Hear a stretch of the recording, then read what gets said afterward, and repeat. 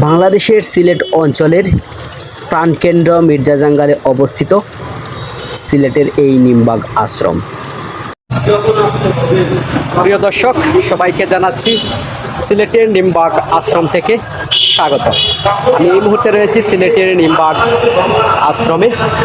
এখন ভিতরে চলছে গীতা পাঠ।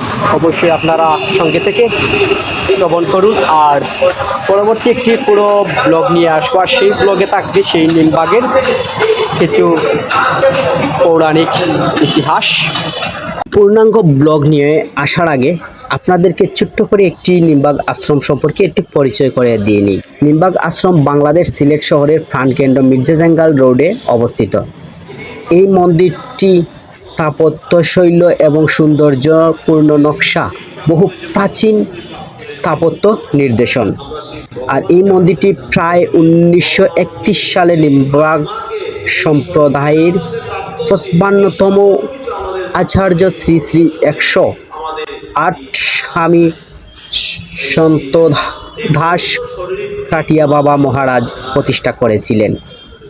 এরকম আরও তথ্যবহুল ব্লগ পেতে অবশ্যই আপনারা আমার ফেসবুক পেজটি ফলো দিয়ে রাখুন এবং ইউটিউব চ্যানেলটি সাবস্ক্রাইব করে রাখুন।